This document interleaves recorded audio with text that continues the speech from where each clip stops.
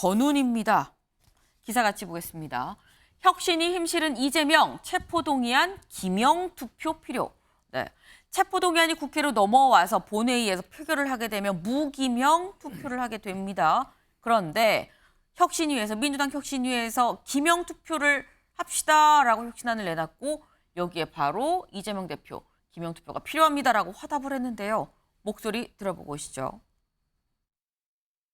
국회의원에 대한 체포 동의안 표결은 기명 표결 방식으로 바꾸어야 합니다.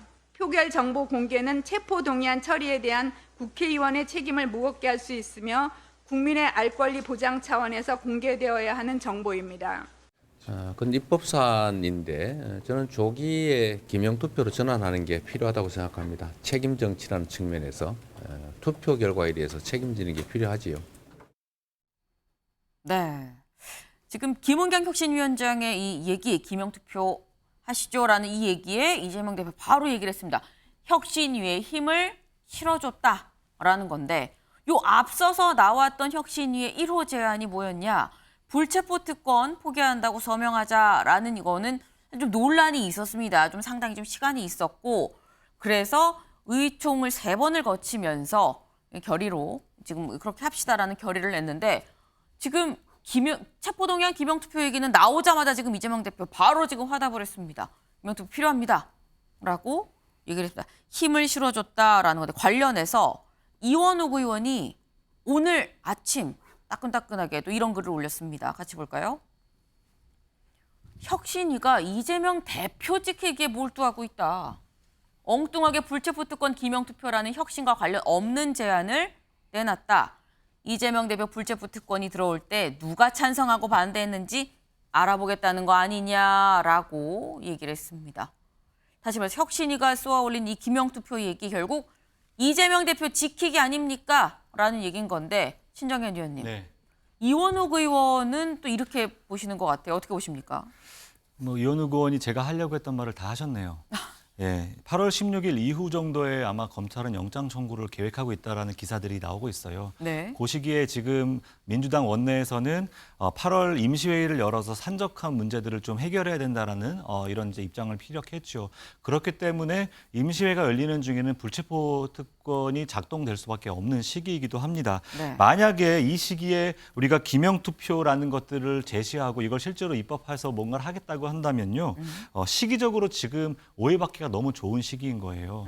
이재명 당대표에 대한 영장 청구가 이때 있을 때 기명투표를 주장한다면 사실은 가장 예민한 공천권, 이 공천권이라는 거에 눈치를 볼 수밖에 없는 국회의원들, 여기에 대해서 결국은 국회의원들 안에 많은 셈법이 작동할 수밖에 없는 것이거든요. 저는 그런 면에서 지금 시기적으로 이것을 말하는 것이 적절치 않았다고 생각하고요. 그래서 만에 하나 기명투표를 진짜로 8월 중에 하게 된다면 네. 저는 이렇게 하면 된다고 봐요. 당론으로 네. 이재명 당대표 영장 청구 들어오면 여기에 대해 순순히 응하고 불체포 특권 포기하겠다. 이것에 대해 당론으로 정해버리는 겁니다. 예, 그래버리면 이것에 대한 말의 진정성을 얻을 수 있다고 저는 생각해요. 예.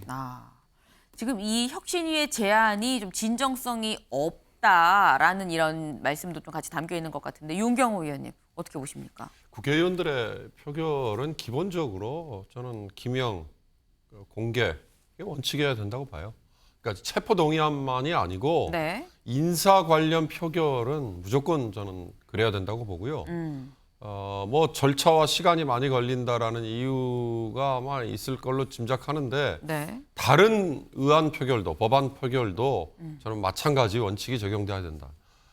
명색이 국회의원이란 300명의 헌법기관이거든요. 헌법기관 하나하나가 갖는 무게, 책임감 이걸 따지면 단순히 이 체포 동의안만이 아니라 다른 것도 그래야 되는데 오히려 늦은 거죠.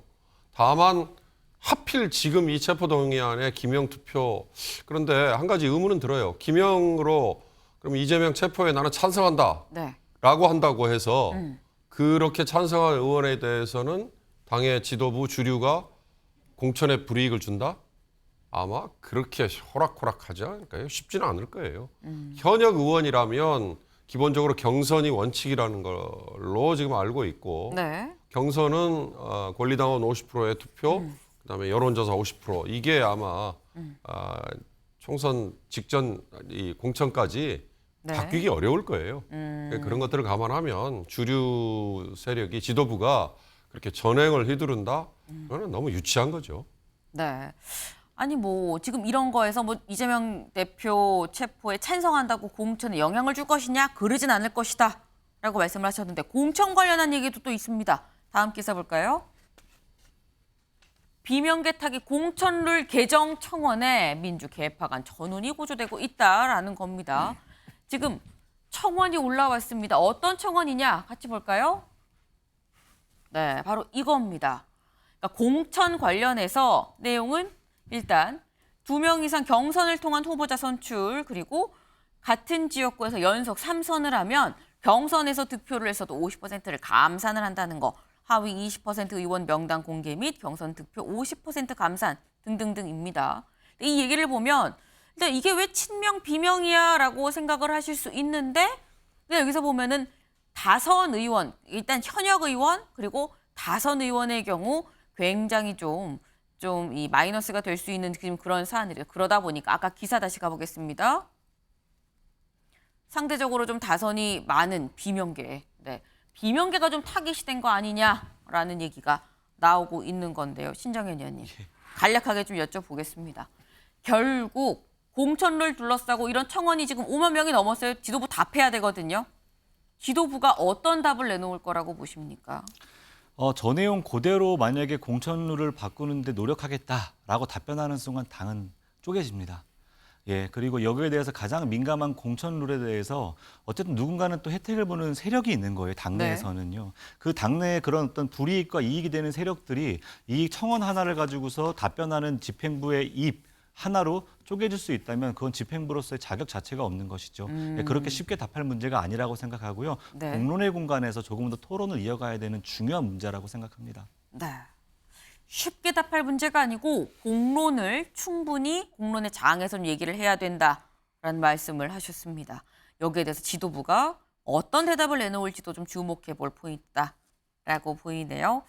네, 오늘 저희가 준비한 소식 여기까지입니다. 오늘도 좋은 하루 보내세요.